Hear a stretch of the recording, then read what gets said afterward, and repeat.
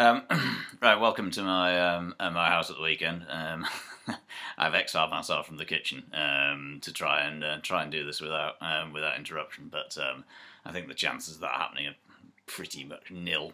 So at some stage you'll probably get a guest star appearance from one of my children, my wife. But anyway, what we're going to have a go at now is talking about the causes of unemployment.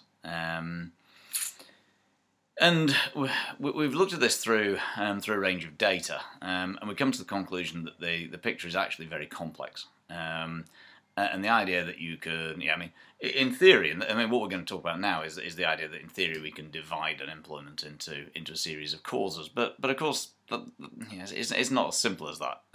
People don't walk around with a big label on their head saying I'm cyclical unemployed or whatever.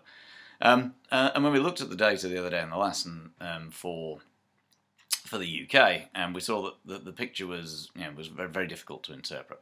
However, in theory, we can divide. Apart from trivial unemployment like seasonal unemployment and so on, we can divide unemployment probably into four main types. On the one hand, there's demand deficient unemployment caused by a lack of aggregate demand, sometimes called cyclical or Keynesian unemployment.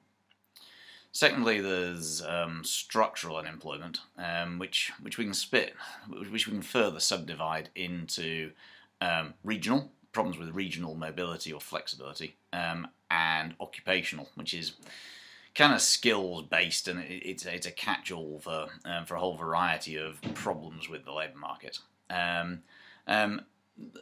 So there's the next two types, which I'm kind of combining into one. There's then frictional unemployment, which is caused by, well, we'll talk about it in a bit, but it's temporary unemployment that's quite hard to get rid of. And lastly, real wage unemployment, to do with the costs of employing workers. And the reality is that somebody may well be unemployed for a whole variety of these. It's difficult. For example, as part of the Keynes neoclassical debate, in a recession, is the person unemployed because their wage is too high, or is it that demand is too low, or is it a mixture of both? It's difficult to say. But what we'll do, I think, is run through each of those broad types, and I'll try and talk about some of the evidence that we've looked at during the lesson, so that you can get a picture of what's going on. So starting, if we do them in order. The first one we mentioned was Keynesian or demand deficient or cyclical unemployment. And as we've argued in the Keynesian neoclassical video and the lessons, neoclassical economists would argue that this doesn't happen, or at least it can't sustain itself in the long term if product and labour markets are perfect. This is the idea that aggregate demand falls in the economy, GDP falls, and as a result people lose their jobs. Keynesians believe, as we've argued before, that the economy can get stuck with high levels of unemployment for some time, whereas neoclassical economists argue that given the right circumstances, in other words, perfect product and labour markets, there's a process of self-stabilisation so that the economy will return to the area. So if we look at here's high tech visual aid number one. It's this very fine iPad 1.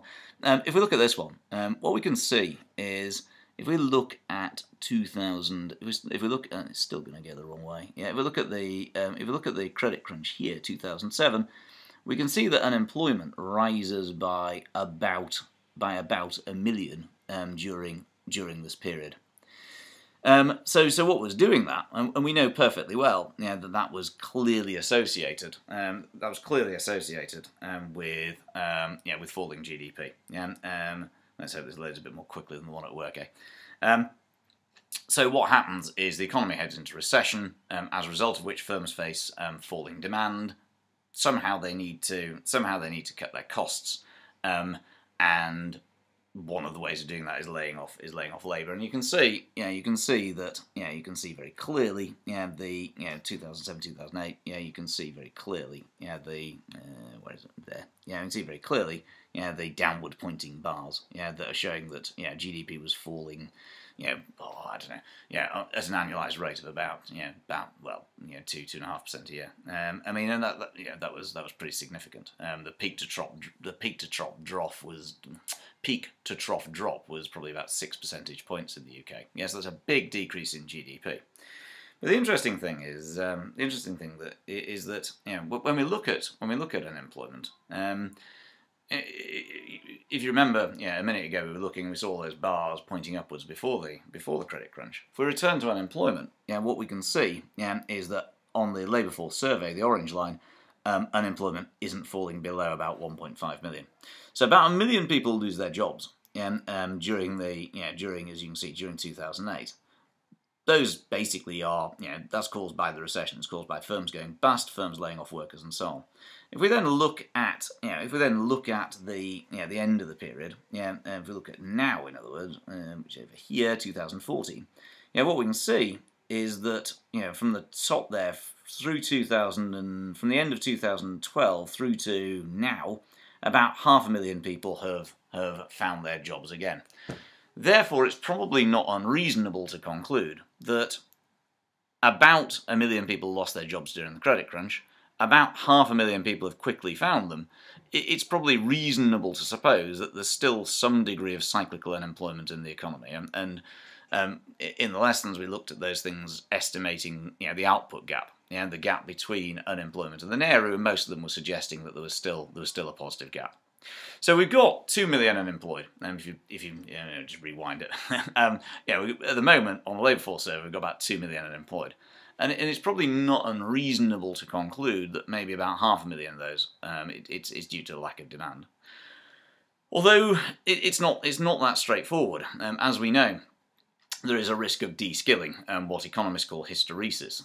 So that even if people lose their jobs because there is a lack of demand, the nature of the economy may shift, meaning that it's quite difficult for those people to find jobs again. So even if we just jack up aggregate demand, it may not be that simple just to get unemployment back to the 1.5 million that it was before the credit crunch.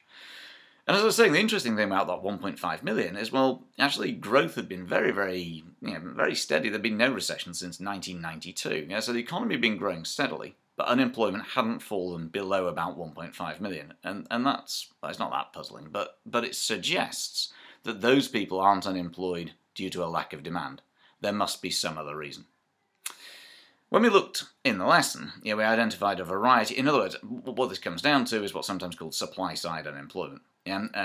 All of these things, approximately, that I'm about to talk to, you could argue form the NAIRU between them. The NAIRU in the UK is probably about 1.5 million, because these are workers that we can't employ easily just by simply increasing aggregate demand.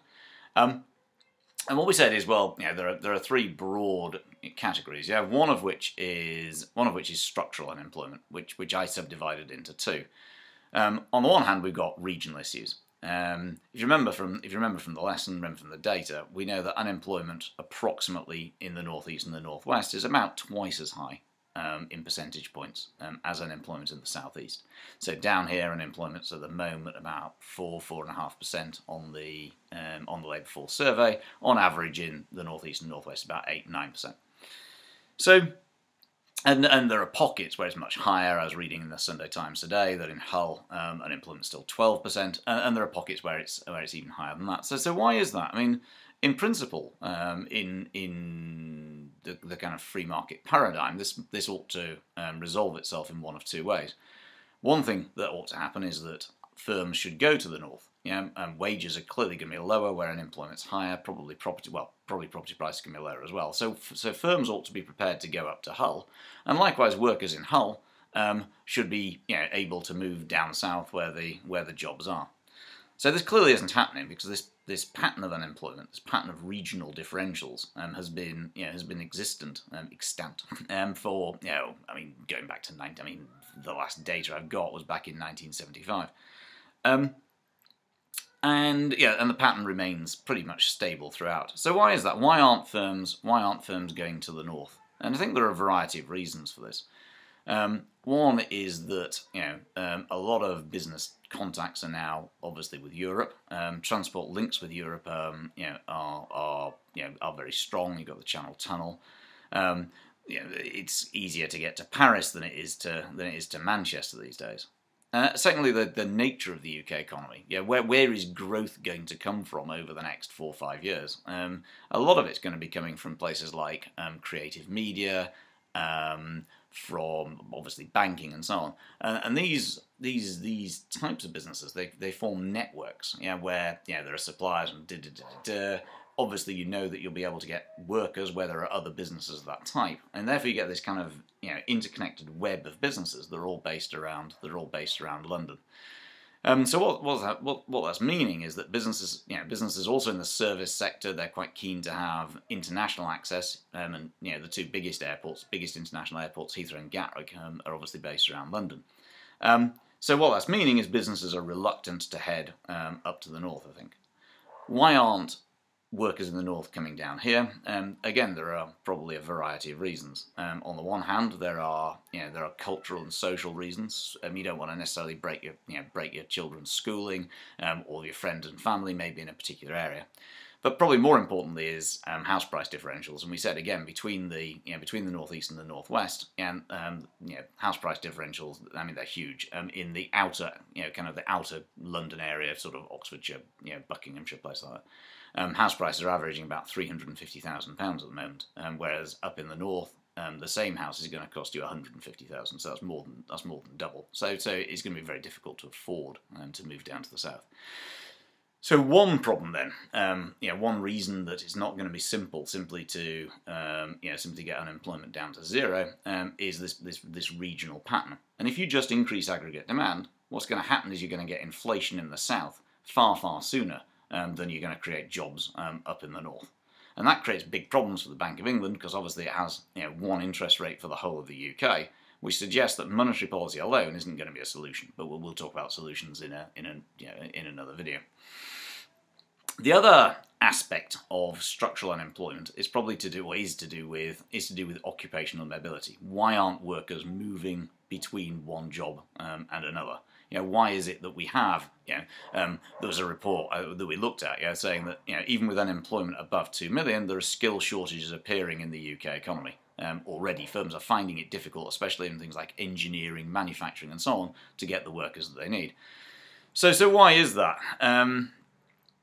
And obviously, there's difficulties here with training and retraining, and we identified two groups of workers where unemployment, or two or three groups of workers where unemployment seemed problematic.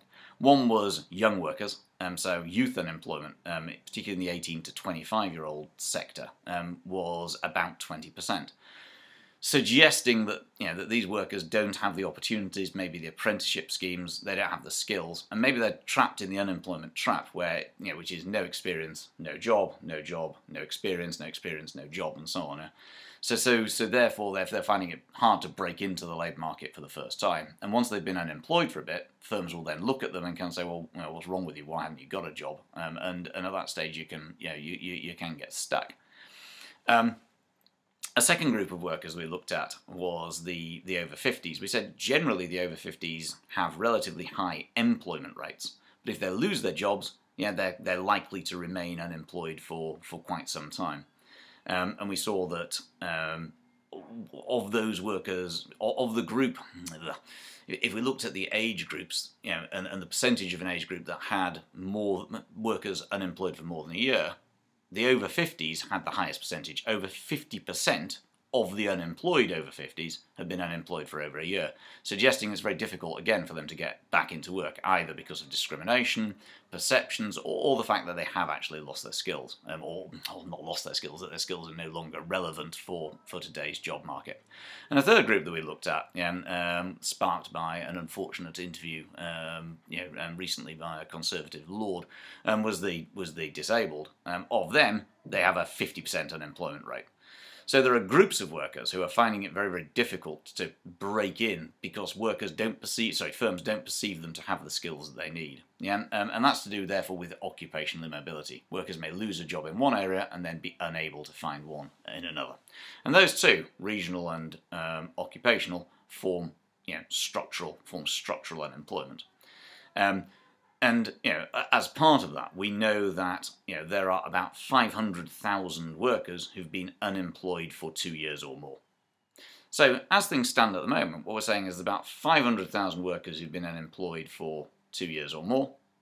There's another 500,000 who became unemployed during the recession. Now, whether the problem there is that their wages are too high, or whether the problem is that there isn't enough demand, it's difficult to say. So that's our first two. One was cyclical, demand deficient. Two was structural, made up of regional and occupational immobilities. A third one is relatively straightforward.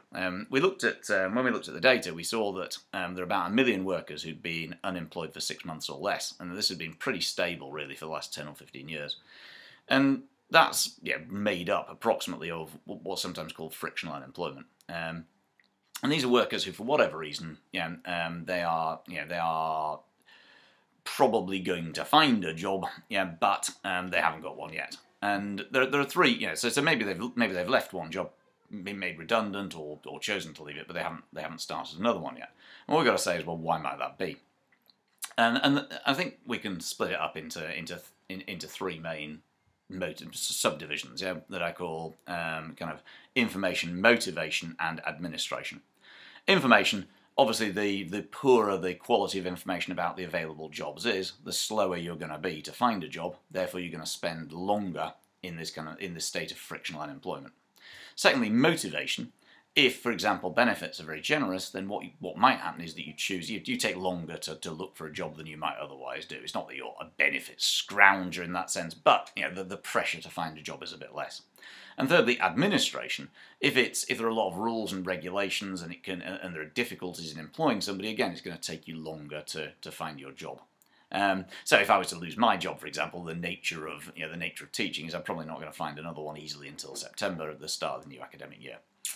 So okay, so that's frictional. I mean, it's probably quite a lot of workers. It's hard to say how many. How many of those million are genuinely frictionally unemployed. It is difficult to say, but it's a significant undercurrent that is going to be hard to do much about, I think. So that's our third type. So we've got demand deficient, structural, split into two, frictional. And the last one is to do with the cost of employing workers, and it's difficult to get a measure of how many people are unemployed on this basis. But if the costs of employing workers are very, very high, then unemployment is going to be high. Too.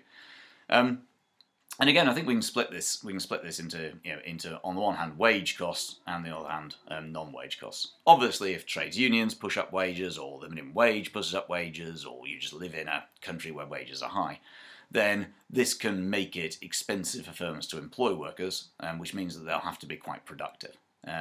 Productivity, whilst being a good thing, means that you can do the same with fewer workers. So, for example, if we look at supermarkets.